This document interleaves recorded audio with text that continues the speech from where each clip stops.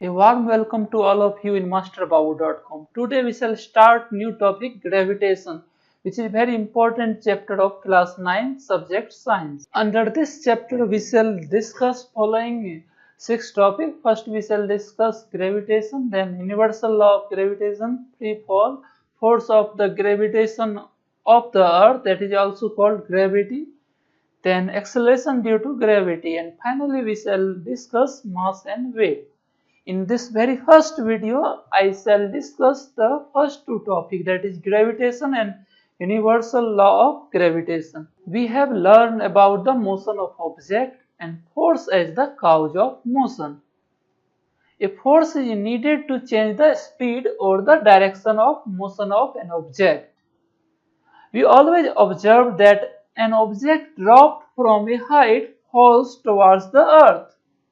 Here you can see a doll falling down in the earth. Here also you can see if you are standing on the second floor of your building and you drop the ball, it will fall towards the earth. And we know that all the planets go around the sun. The moon goes around the earth. In all these cases, there must be some force acting on the objects, the planets and on the moon. मतलब इस तरह का motion हो रहा है तो कुछ ना कुछ फोर्स लगना चाहिए, क्योंकि फोर्स लगेगा तभी किसी ऑब्जेक्ट का मोशन होगा, उसका स्पीड चेंज होगा. तो Isaac Newton could grasp that the same force is responsible for all these and this force is called the gravitation force. तो आइजैक न्यूटन को पहले कोई आइडिया मिला कि एक ही फोर्स ये सारे चीजों के लिए रिस्पॉन्सिबल है, और वो फोर्स क्या कहलाया? ग्रेविटेशनल फोर्स कहलाया. Now we shall discuss what is gravitation. We know that the moon goes around the earth. An object when thrown upward reaches a certain height and then falls downward.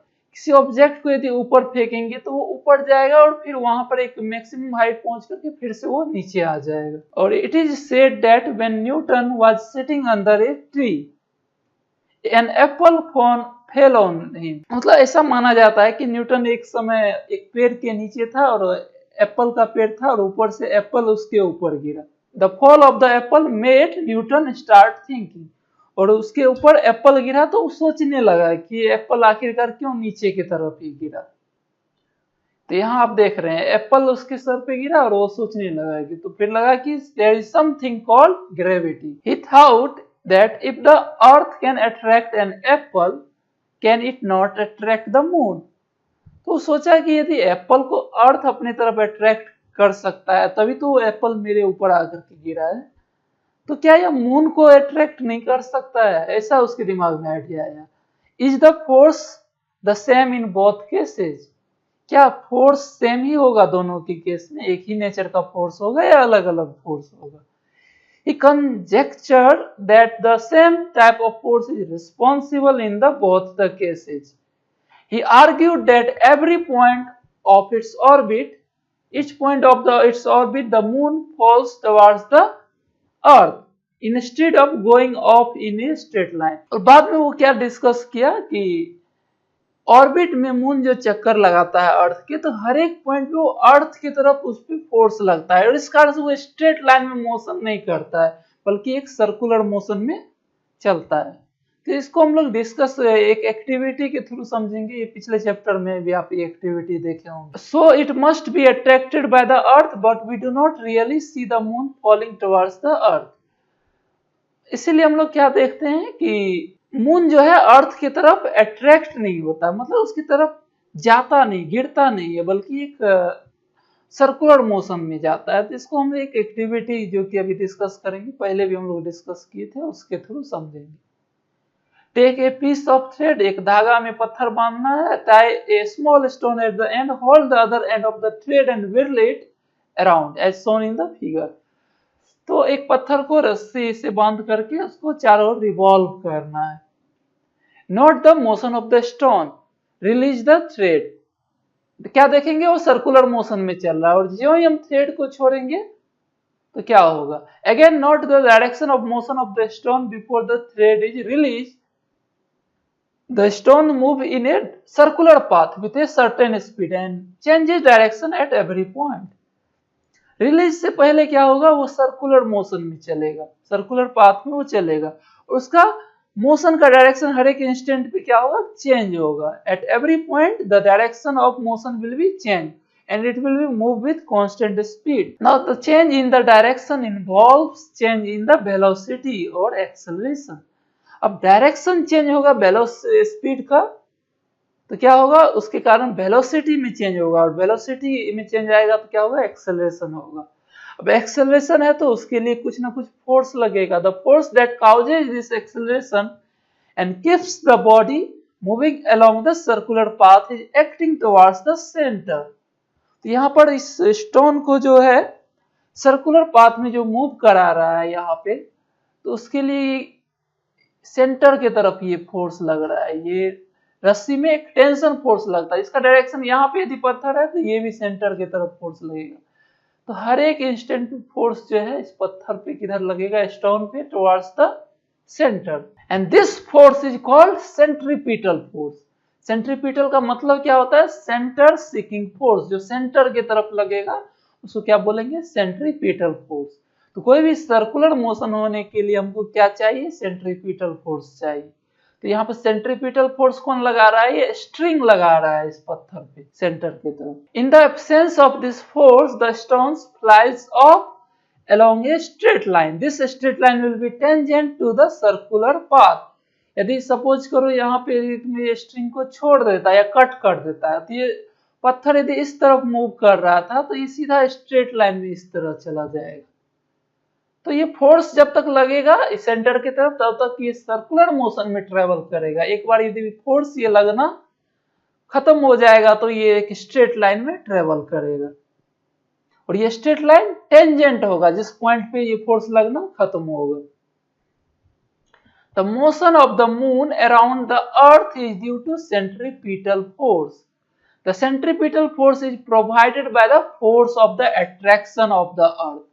If there will be no such force, the moon will pursue a uniform straight line motion. तो moon का जो motion है अर्थ के around वो भी क्या है? Circular motion है. तो वहां पर भी एक सेंट्रीपिटल फोर्स लगना चाहिए, और वो सेंट्रीपिटल फोर्स लगाता कौन है? वो अट्रैक्शन फोर्स लगता है अर्थ और मून के बीच में, और यही अट्रैक्शन फोर्स जो है रिस्पॉन्सिबल है सर्कुलर मोशन के लिए. सेंट्रीपिटल फोर्स प्रोवाइड करता है.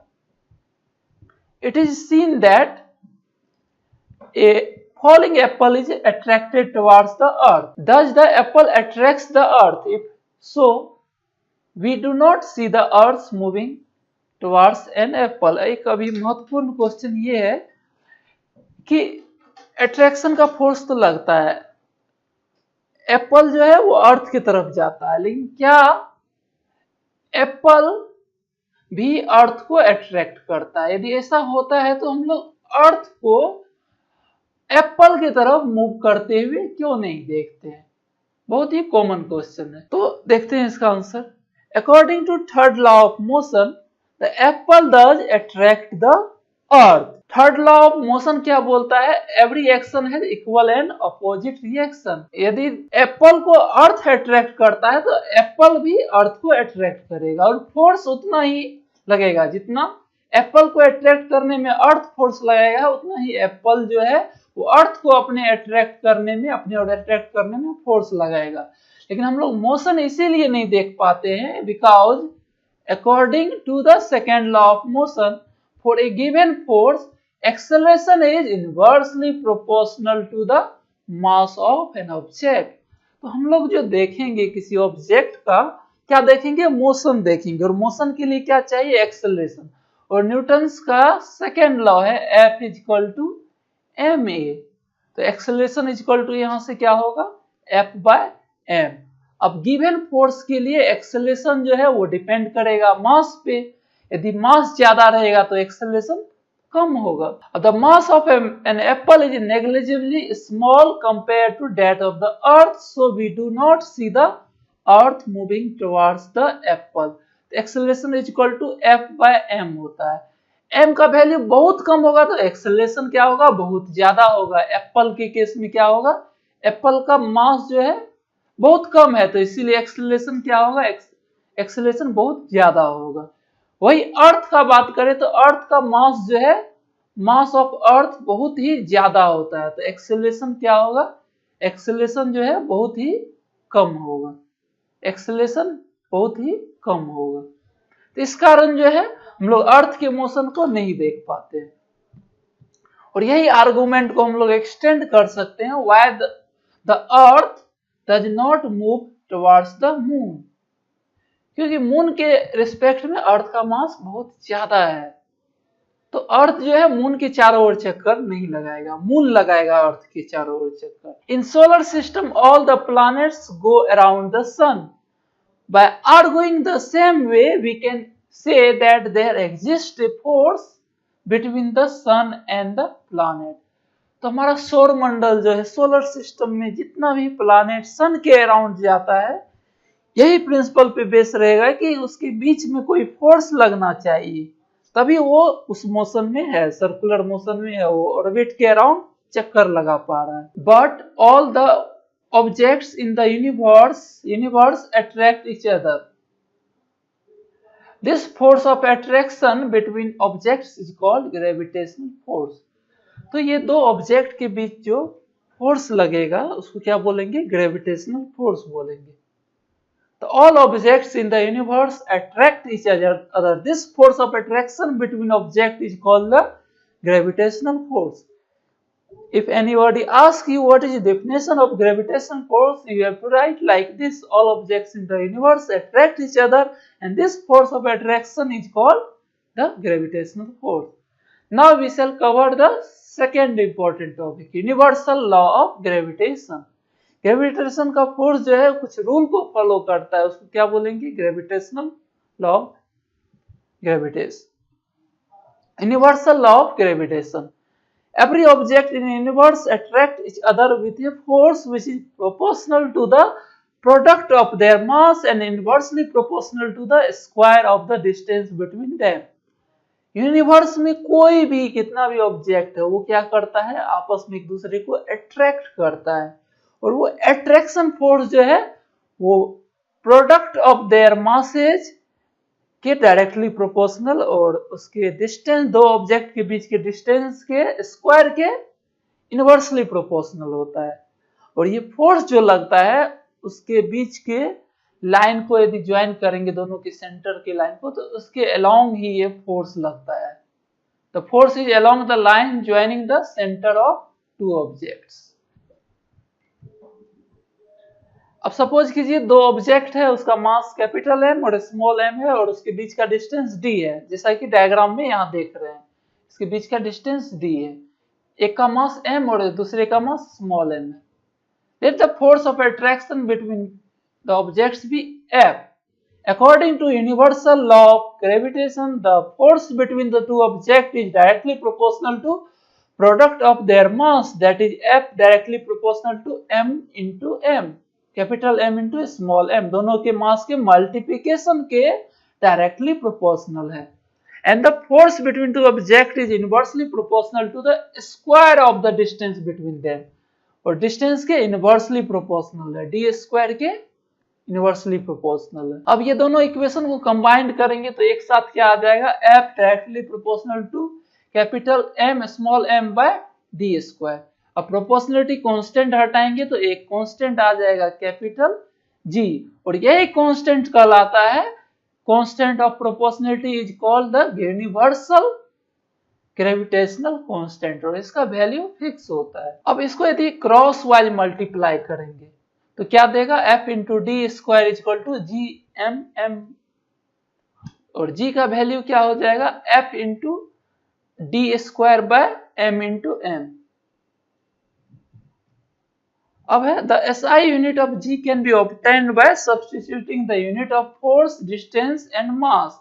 यदि G का हमको यूनिट निकालना है तो इसका क्या होता है, फोर्स का होता है, फोर्स का यूनिट होता है न्यूटन। इसका हमको G का यूनिट निकालना है तो क्या करेंगे, फोर्स का यूनिट डालेंगे, फोर्स का यूनिट न्यूटन हो गया, और डी स्क्वायर का यूनिट, डी क्या है, डिस्टेंस है तो मीटर स्क्वायर, अपन नीचे में मास इंटू मास है, तो नीचे क्या हो जाएगा केजी का स्क्वायर, तो इसका यूनिट जो आ गया हो गया न्यूटन मीटर स्क्वायर केजी पर पावर -2, तो ये ऐसा ही यूनिट हो गया जी का। अब value of G was found by Henry Cavendish in 1731 to 1810, ये इसका ये था, मतलब इसका जीवन काल है।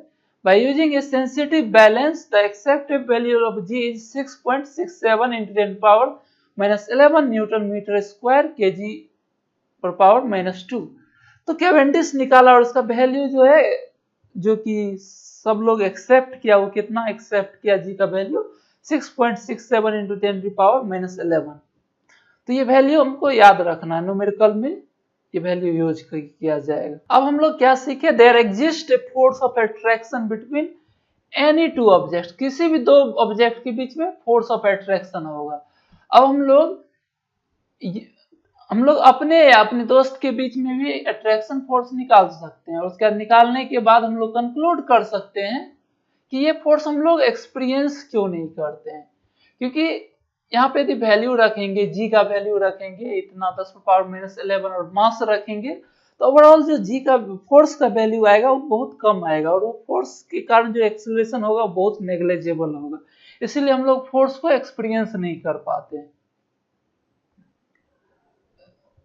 अब इनवर्स स्क्वायर रूल है, इनवर्स स्क्वायर रूल क्या वो है कि फोर्स जो है inversely proportional to square of distance, यानी यदि हम सपोज कीजिए कि यदि कोई डी जो है 6 टाइम से हो जाएगा, तो इनवर्स स्क्वायर रूल के हिसाब से क्या हो जाएगा, फोर्स 1/36 टाइम स्मॉलर हो जाएगा। एक एग्जांपल सॉल्व करते हैं इससे रिलेटेड। एक मास ऑफ द अर्थ इतना दिया हुआ है 6 × 10⁻24, और मून का मास दिया हुआ है, और दोनों के बीच डिस्टेंस दिया हुआ है। तो calculate the force exerted by the earth on the moon. तो इसमें सिंपल है, इसमें सारा वैल्यू यदि सब्स्टिट्यूट करेंगे फॉर्मूला में F = G/mm × d², इसमें सारा वैल्यू सब्स्टिट्यूट करने पे फोर्स आ जाएगा 2 × 10⁻20 न्यूटन। तो ये फोर्स जो है, this is force exerted by the earth on the moon, और इतना ही मून अर्थ पे और अर्थ मून पे एक्शन रिएक्शन पेयर है, इसीलिए। अब है state the universal law of gravitation, right the formula to find the magnitude of gravitational force between the earth and the objects of the surface. ये सब answer आप लोग easily कर पाइएगा, अभी तक जो भी पढ़े उससे रिलेटेड ये तो क्वेश्चन है। अब what are the importance of the universal law of gravitation, इसका क्या इंपॉर्टेंट है, लोग क्यों पढ़ रहे हैं। The universal law of gravitation successfully explained several phenomena which are believed to unconnected। बहुत सारा यूनिवर्सल फेनोमेना जो है, जिसको बारे में आदमी सोचा भी नहीं था कि ये एक दूसरे से कनेक्टेड है, उसको क्या किया, कनेक्ट किया।